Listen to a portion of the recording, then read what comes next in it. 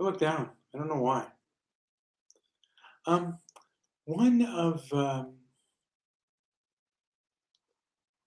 one of the people I kind of know, is kind of an online friend who listens to the show, said I'm not a very good Stoic, and I would have to agree with him. He says you use the show as a platform to complain, and I do. I use it as a platform to complain and look at the world. It's rather it's rather been a frustrating world today. And then me and Angela were talking earlier, just a couple of hours before I started my show, and Angela mentioned, because I played a clip, the Arizona clip of the Arizona show. Yes, seriously,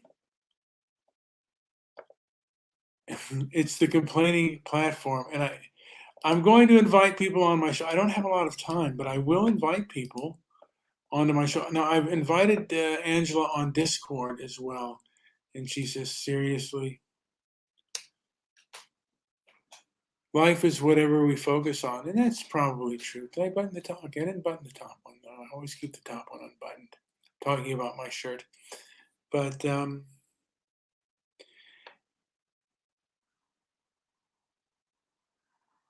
and tongue in cheek. Yeah, I mean, look, I know I use this as a platform, and then I call this Stoic Calm brutal honesty, America and the world. And this is the perspective that I personally, Brian, see it as. Not, I mean, my partner, Joe, my friend, he does often disagree with me.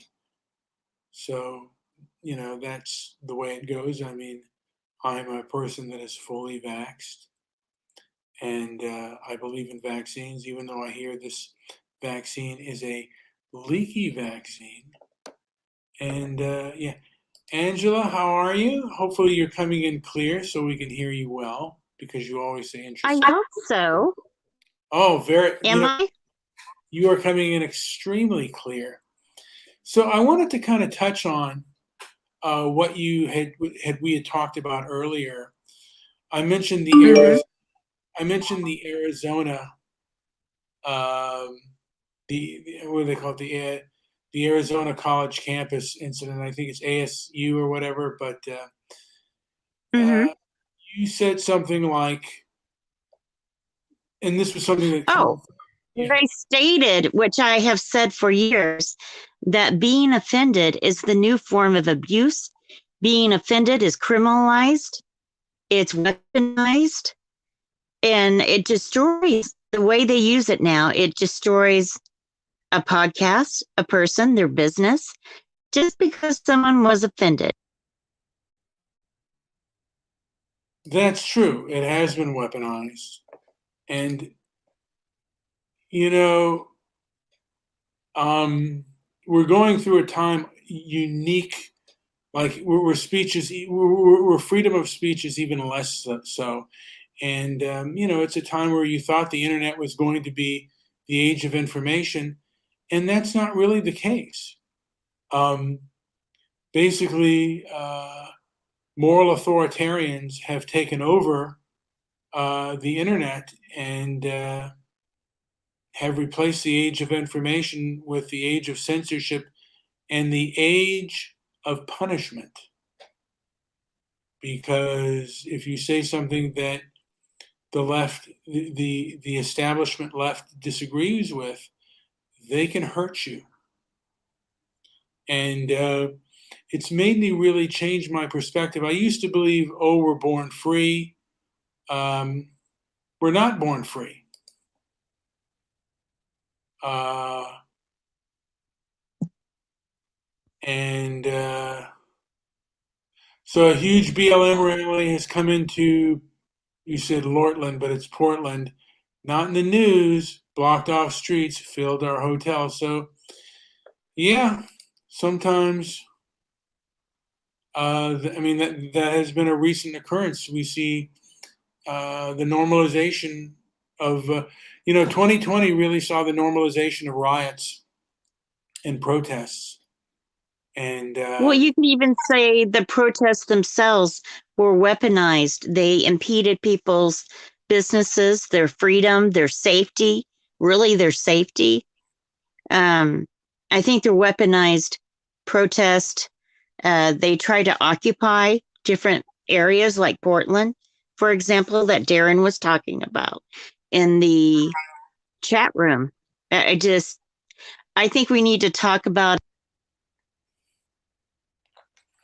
well, I think you just went off, but and of course the political establishment has emboldened these people, and they've allowed this to continue without effective. We could have very effective law enforcement to combat this kind of thing, but the mayors of these cities don't want that to happen. They are actually encouraging these kind of acts, and they are emboldening really dishonest and really vicious, unhinged lunatics. And you're right; these are weaponized protests, and we have a lot going on. I mean, I've said this before. Our president, Joe Biden, wants everyone to get the vaccine, yet he is encouraging.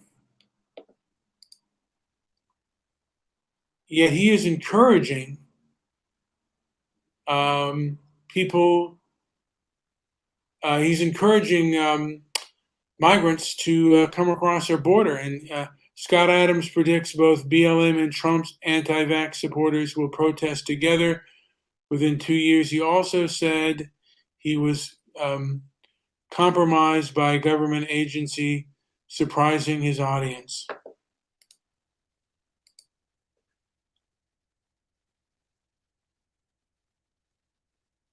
Oh, let's see. Audio was great there. Angela, can you hear me at this moment?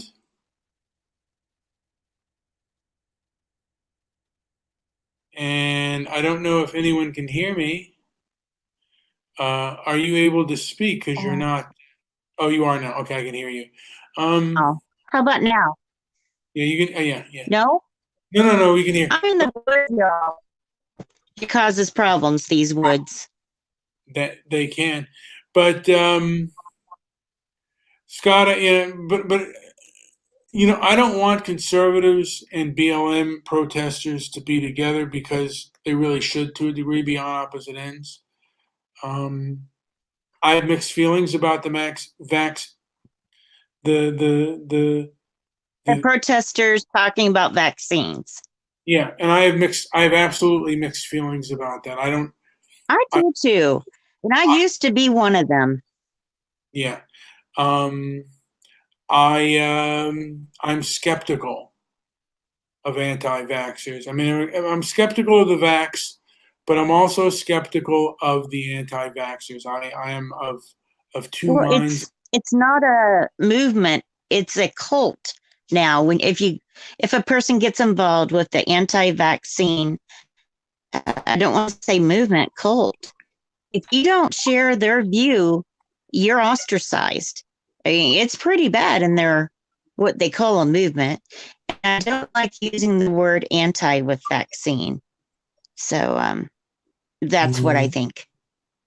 Well, I mean, this is a leaky vaccine. There are questions to be had, and I wouldn't mind talking to an anti-vaxxer. Okay. And a lot of black people. You mentioned black people. A lot of them do. They fear it because of what's happened in the past with the Tuskegee experiment. Now, the Tuskegee experiment. Wait, let me. The MMR as well. Let me finish. Go ahead, please. I'm sorry, but there's a lot of misconceptions about the Tuskegee, the Tuskegee experiment. A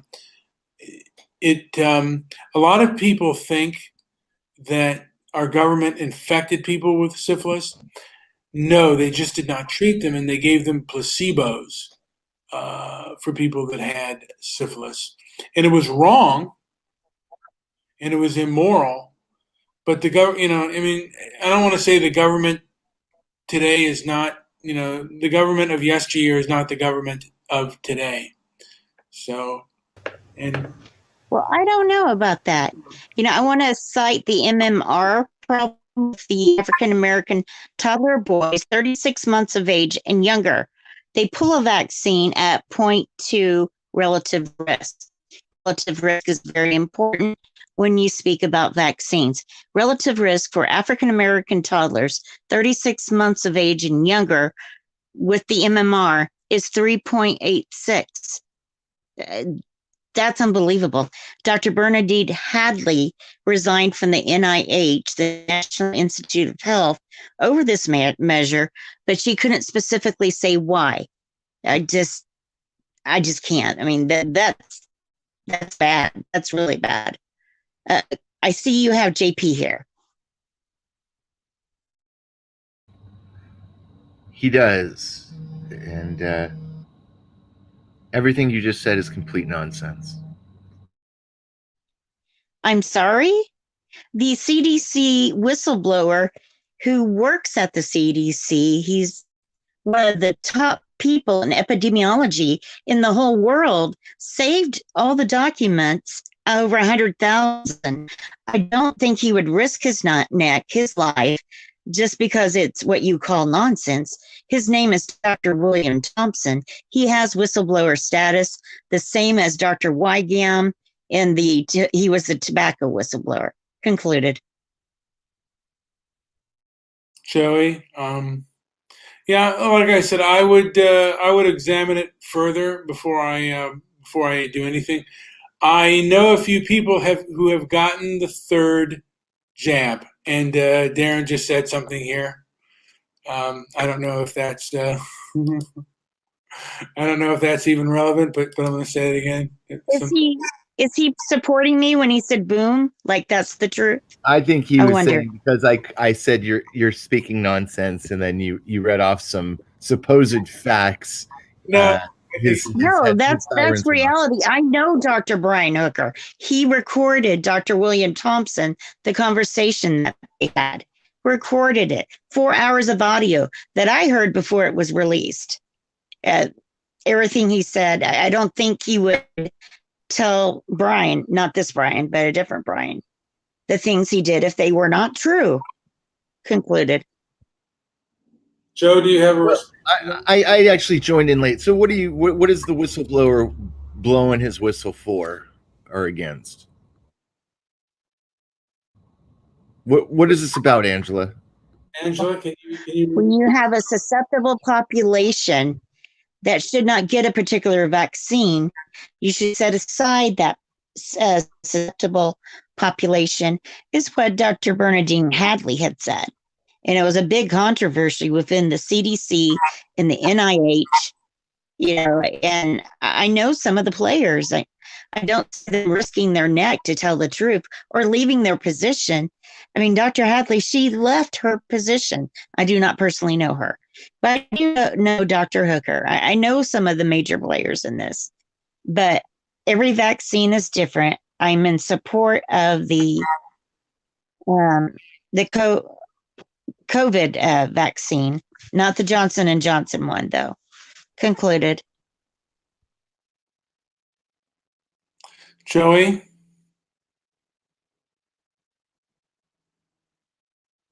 Go ahead, Brian. I don't have any comment on an issue that I'm not familiar on. So, and yeah. But what we were talking about earlier, Brian, I think you were wondering what we're talking about. How being offended is a new form of abuse. It's been weaponized, and these protests have been weaponized. And that's what we were talking about originally, JP. Gotcha. I think that, and like I said, we're going through a pandemic, whether you believe it's real or not. And we're going through the normalization of rights. Darren, how are you? I'm good. Going to work. Yes. So this might not be very good. Hey, don't worry about it.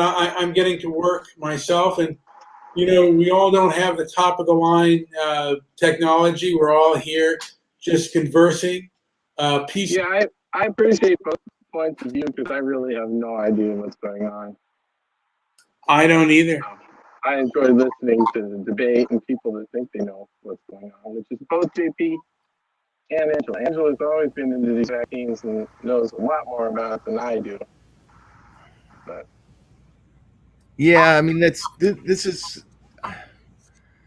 there's so much propaganda out there. There's so much yes, nonsense. You kind of have to be discerning. I know Darren uses that word, and it's important. You got to know what to accept and what to throw out, and not to throw out the baby with the bathwater.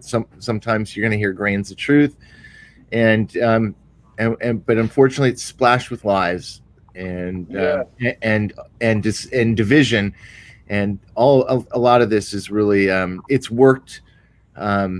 This plan to divide people is there's never been a more perfect plan. Everybody's on different sides of the fence here. We have 4 people in here, and I think we agree and disagree on a whole lot of things. So there always has to be some freaking thing in the country that divides everybody at all times. Now it's a vaccine. But I brought facts. I brought facts. Yeah. But I'm open to being wrong. I don't have a problem with being wrong. But this I feel passionate about because I knew some of the main players. Yeah, you've always known them. Yeah, I Anti-vax. you know what? I just want to add in here that it's been like I said, we're facing a pandemic, and I feel that the subject the establishment is telling us to shut up and get the jab. Meanwhile, the establishment is accepting. I mean, is encouraging migrants to cross the borders when they're telling us our ICUs, our hospital beds are filled up to capacity, and the like. So it's hard to know. Like, well, if we're in a crisis situation, don't you think that the way you're handling the border is not in the best way to handle I mean, if our ICU beds are filled up and people are hyper contagious, why are we encouraging people to come into our country? More people to come into our country if we have those kind of problems on our own. And I haven't heard of Well, it doesn't make sense. There's some countries that won't allow Americans in because of our status, of our COVID status. Why would we make our status worse by letting people in that may or may not be vaccinated into a close quartered encampment? It does not make logical sense. And you have to look at the numbers, the deadly numbers. We need to protect Americans from outside influences. Well, that's like last year. Why have tens of thousands of people come into downtown Portland during the middle of a pandemic, and then say, exactly, wear masks unless you're protesting? It actually said that. I thought it was bullshit, but my cousin took the screenshot and video. I was like, what? That's crazy. Yeah. But we need to keep Darren safe. So keep those protesters out of that area. I mean, they're weaponized just with their very breath. I'm going to go walk with them. No, not a whole hell of a lot he can do. But here's the thing. They're claiming, and that's another thing. They claim that, hey, it's bad to get into gatherings, but the establishment was encouraging these protests, which also perhaps was a super spreader. They're talking out of both sides of their mouths. Damn right. I've been invited to that October 2nd protest about extensions of the Women's March to protect the rights of women's reproductive decisions. And one, they're big gatherings. 2, I don't want to be put in that position. I have some differing views. I'm more pro-life, and I don't feel comfortable being in such a situation. But the main thing is it's going to kill people. These protests that'll be held nationally will kill people across the nation. October 2nd, it's a bad day. That's your opinion, and I don't know if I agree with that or not.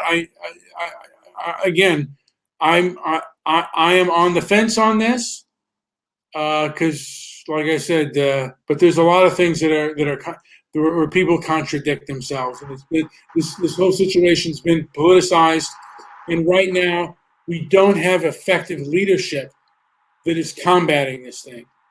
When you speak out of both sides of your mouth, you're not being What do they call it? Double-tongued or double-minded? There's a verse in the Bible that talks about that. But my main thing is that it's not safe health-wise. In Oklahoma, which I've been asked to go to all these marches, their hospitals are in the red. They can't take anybody. I mean, it's not responsible to do what they're planning, in my opinion. I posted a couple videos. One of them is by Michael McDowell. He's a PhD, and he's talking about Trinidad and Tobago. There's this whole thing going on there with the shots that people are getting, and he presents facts here in this video at 20 minutes. He states some pretty interesting things. Check out these videos. And I posted a second one. I will do that. Thank you. Good videos. All right. Now, Okay. Someone mentioned to me on Twitter the Refugee Act of 1980, and I think that's something that should be repealed at this time. Anyway, I have to get going to work, so I'm going to cut this kind of thing short. So I want you to like and subscribe and leave a comment down below, and also visit our website at transparencyandmerit.com. And Joe, you might want to do a show about this whole vaccine thing. Yeah, I think I'm going to cover these videos in another video a little bit. Yeah. Yeah, and Master of Rope, I don't know how dangerous COVID is, but he says, yeah. And cover the whole thing, Joey. That would be on you, and maybe listen to the show and just do some commentary about it. So yeah, like, subscribe, leave a comment down below, and visit our website at transparencyandmerit.com. Thank you all for listening, those of you that have. Thank you, Darren. And I'm going to, I want to mention this. They have yet to tell us what is the most effective diet for fasting. We know the benefits of it, but what is the best way to go about it? And I'm going to start a thing on that. Anyway, thank you for listening. Like, subscribe, leave a comment down below, and visit our website at